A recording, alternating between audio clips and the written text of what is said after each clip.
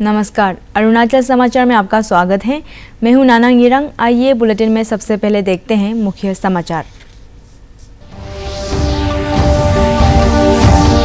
प्रधानमंत्री नरेंद्र मोदी ने नई दिल्ली में सेमिकॉन इंडिया 2025 का किया उद्घाटन। कहा, भारत के साथ सेमीकंडक्टर का भविष्य बनाने के लिए है तैयार। 3 दिन के सम्मेलन में स्मार्ट मैन्युफैक्चरिंग, R&D, AI निवेश के अवसर और राज्य स्तरीय नीति कार्यान्वयन आदि पर सत्र किए जाएंगे आयोजित। मुख्यमंत्री पेमा खांडू ने दिवांग मल्टीपर्पज प्रोजेक्ट साइट का किया दौरा। NHPC के chief managing director Sanjay Kumar Singh के साथ परियोजना स्थल पर इंजीनियर्स और वर्कर्स से की बातचीत। कहा, इस प्रोजेक्ट से अरुणाचल प्रदेश को प्रति वर्ष 700 करोड़ रुपए की होगी आय।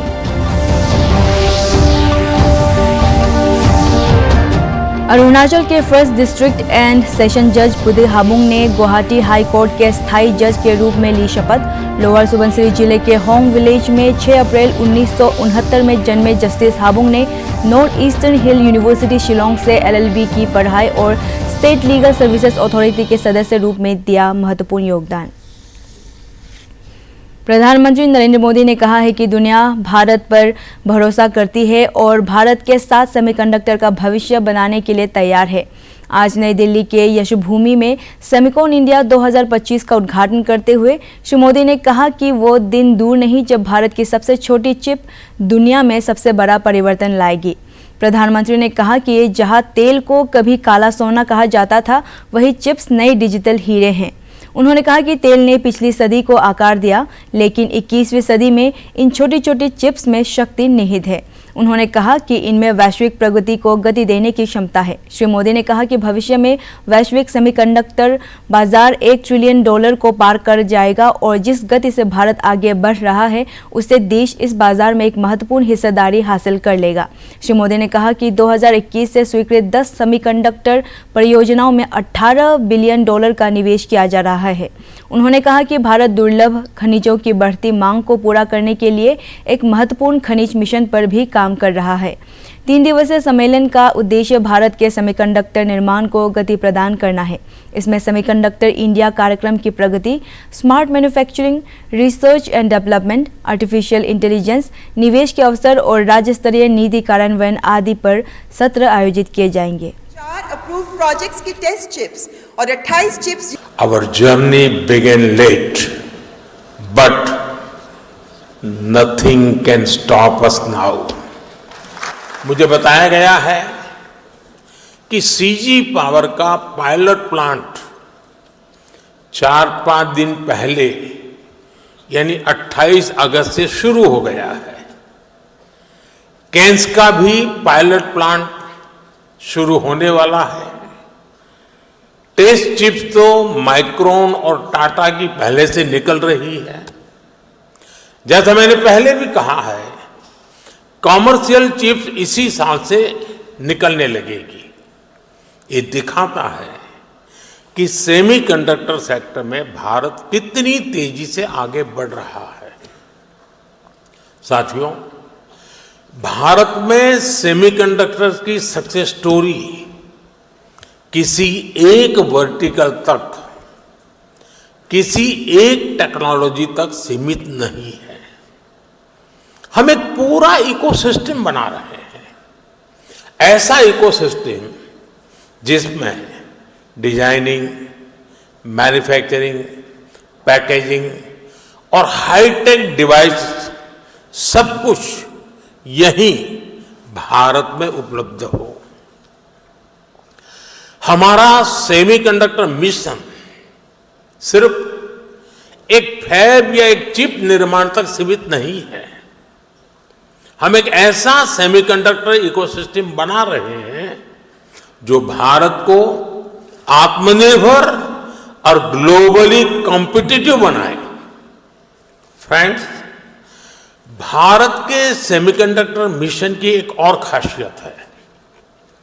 भारत दुनिया की मोस्ट एडवांस टेक्नोलॉजीज के साथ इस क्षेत्र में आगे बढ़ रहा है। जो इमर्जिंग टेक्नोलॉजीज हैं, उनको भारत में बनी चिप से नई पावर मिले, ये हमारा फोकस है।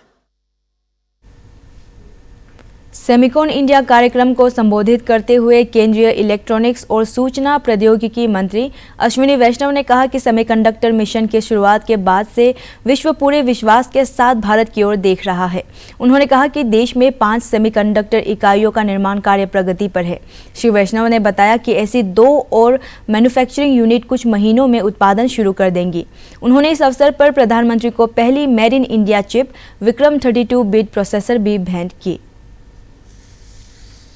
बात है कि भारत में पूरा इकोसिस्टम आ गया है, आ रहा है। ये एक फाउंडेशनल इंडस्ट्री है। जैसे स्टील है तो आप इंफ्रास्ट्रक्चर कर सकते हो, ब्रिज बना सकते हो, बिल्डिंग्स बना सकते हो। वैसे ही सेमीकंडक्टर है तो आप बहुत सारी मैन्युफैक्चरिंग कर सकते हो।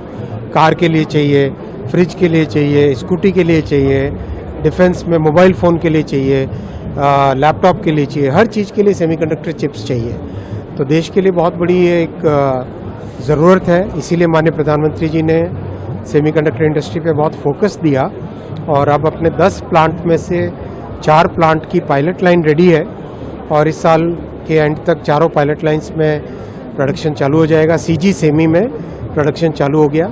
आज पहली मेड इन इंडिया चिप भी माननीय प्रधानमंत्री जी को भेंट की गई और साथ ही साथ भारत में टैलेंट को डेवलप करने के लिए बड़ा काम चल रहा है। 278 यूनिवर्सिटीज़ में सेमीकंडक्टर की ट्रेनिंग दी जा रही है और बहुत ही खुशी की बात है कि जो सेमीकंडक्टर की ट्रेनिंग लिए हुए स्टूडेंट्स हैं उन्होंने 20 चिप्स ऑलरेडी डिज़ाइन की है, डिज़ाइन करके उसका मैन्युफैक्चरिंग हुआ है। तो ये देश के लिए एक लॉन्ग टर्म ग्रोथ के लिए बहुत इंपॉर्टेंट है क्योंकि सेमीकंडक्टर होता है तो कई सारे मैन्युफैक्चरिंग सेक्टर्स में इसका बेनिफिट मिलता है। मुख्यमंत्री पेमा खांडू ने कहा है कि 2880 मेगावाट क्षमता की दिवांग मल्टीपर्पज प्रोजेक्ट से अरुणाचल प्रदेश को प्रति वर्ष 700 करोड़ रुपए की आय होगी। उन्होंने कहा कि इस परियोजना के पूरा होने से युवाओं को रोजगार के अवसर मिलेंगे, स्थानीय विकास के लिए धनराशि प्राप्त होगी, पर्यटन और व्यवसाय के नए अवसर भी बढ़ेंगे। मुख्यमंत्री सोमवार को एनएचपीसी के chief managing director Sanjay Kumar Singh के साथ परियोजना स्थल का दौरा किया। इस अवसर पर प्रदेश भाजपा अध्यक्ष कालिंग मोयोंग, महिला एवं बाल विकास मंत्री दासांगलो पुल, विधायक मुचू मिथी, विधायक पुन्यो अपुम, ओनी पांजांग सहित कई जनप्रतिनिधि और वरिष्ठ अधिकारी मौजूद थे। मुख्यमंत्री ने मुनली में दिवांग मल्टीपर्पज प्रोजेक्ट साइट पर इंजीनियर्स और वर्कर्स से बातचीत की। एनएचपीसी के सीएमडी ने बताया कि वर्ष 2032 तक इस परियोजना को पूरा करने का लक्ष्य रखा गया है। मुख्यमंत्री ने सिसिरी नदी पर बोमजिर पगलम मार्ग पर निर्माणाधीन पुल का निरीक्षण किया। विकसित भारत 2047 तो Arunachal Pradesh will be contributing as an energy economy to the country. So यहाँ से हम लोग टारगेट कर रहा है कि कम से कम 40,000 मेगावाट तक एनर्जी उस बाय 2047 हम लोग को जनरेशन करना होगा। So since already अरुणाचल में अभी hydro power has taken off in a very big way, so मैं हर एक 2 months में I try to review at my level. अभी अरुणाचल को जो फायदा होने वाला है 12% फ्री पावर से, इस प्रोजेक्ट को एग्जांपल लेते हुए सीएमडी साहब ने जो मैथमेटिक्स बताया, साथ ही साथ अभी एक नया इनोवेटिव नया इनिशिएटिव भारत सरकार और राज्य सरकार की ओर से ये है कि जितने भी जो प्रोजेक्ट्स हैं अभी पाइपलाइन में, उसमें हम लोगों का राज्य सरकार का equity share around 26% equity share भी वो हम लोगों को मिलेंगे।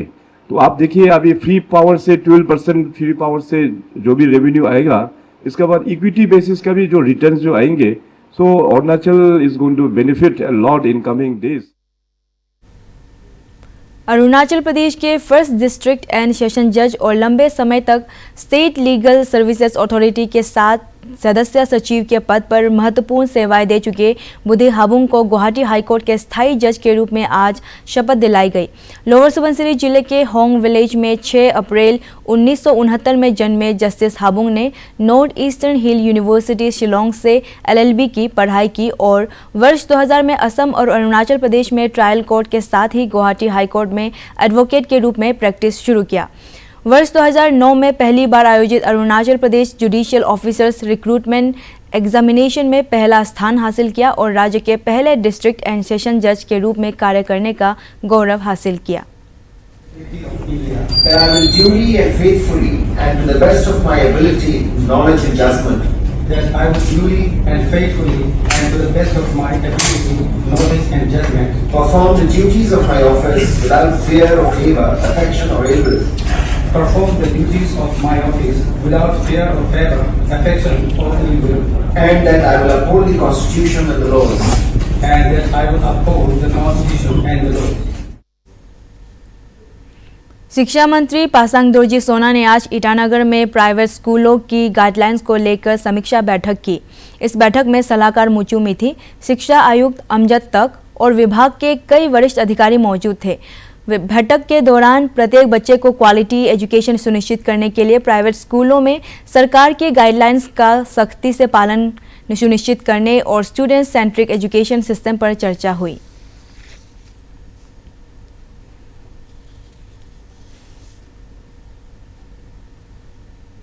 भारतीय सेना ऑपरेशन सद्भावना के तहत अरुणाचल प्रदेश के रिमोट बॉर्डर एरियाज के बच्चों को शिक्षा के साथ ही स्थानीय लोगों के विकास में महत्वपूर्ण योगदान दे रही है। इसी कड़ी में सेना ने कुरुंकुमे जिले के रिमोट बॉर्डर विलेज सारली में सीमित एजुकेशन इंफ्रास्ट्रक्चर के बावजूद सैनिक स्कूल परीक्षा की तैयारी के लिए बच्चों का मार्गदर्शन किया। सेना ने सैनिक स्कूल प्रवेश परीक्षा की तैयारी के लिए छात्रों को कोचिंग की सुविधा प्रदान की, जिसमें से कुल 35 छात्रों ने परीक्षा दी और 8 छात्र सफल हुए। सारली की छात्रा मिली याबी को सैनिक स्कूल ईस्ट सियांग में प्रवेश मिला है और उन्होंने भारतीय सेना को धन्यवाद देते हुए कहा कि इससे सपने को साकार करने में मदद मिलेगी। मिली याबी के पिता ने भी भारतीय सेना का आभार जताया है और कहा है कि सेना की इस पहल से सुदूर सीमावर्ती इलाकों के बच्चों का क्वालिटी एजुकेशन का सपना पूरा हो रहा है।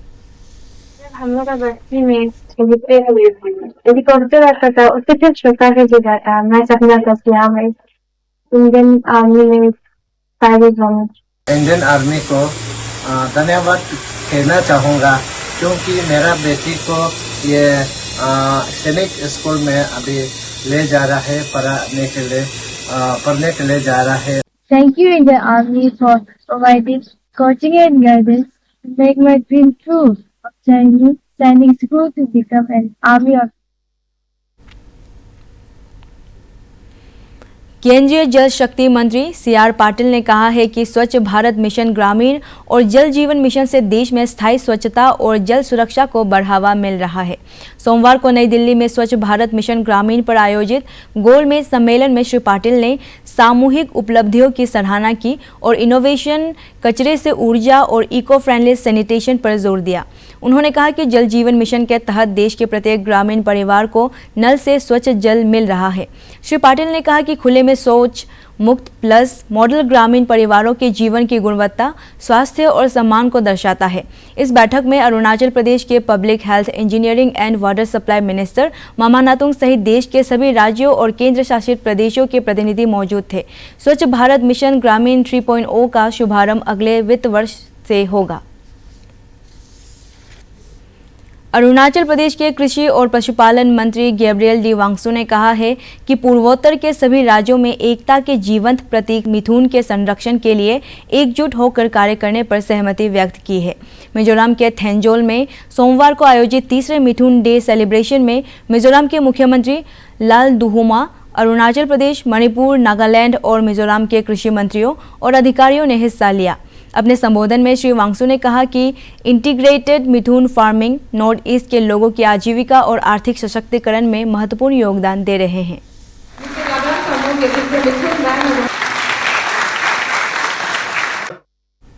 अरुणाचल प्रदेश की रूपा बायोर ने सीनियर नेशनल ताइक्वांडो पुमसाई चैंपियनशिप में महिलाओं के अंडर 30 इंडिविजुअल पुमसे में स्वर्ण पदक जीतकर राज्य को गौरवान्वित किया है।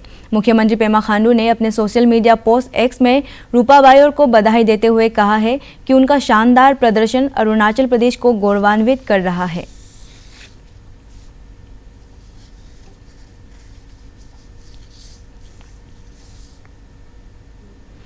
भारत और थाईलैंड के बीच संयुक्त सैन्य अभ्यास मैत्री का 14वां संस्करण सोमवार से मेघालय के उमरोई में शुरू हुआ। 14 सितंबर तक चलने वाले इस दोनों देशों की सैन्य अभ्यास का उद्देश्य आतंकवाद विरोधी अभियानों में दोनों सेनाओं की क्षमता को बढ़ाना है। हर साल मैत्री अभ्यास आयोजित होता है जिसमें भारत और थाईलैंड के सैनिक भाग लेते हैं।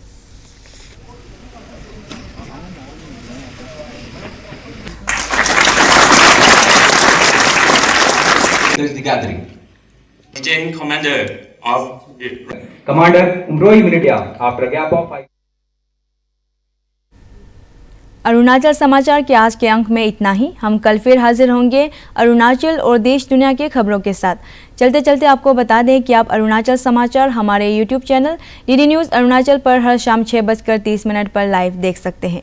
देखते रहिए अरुण प्रभा। नमस्कार।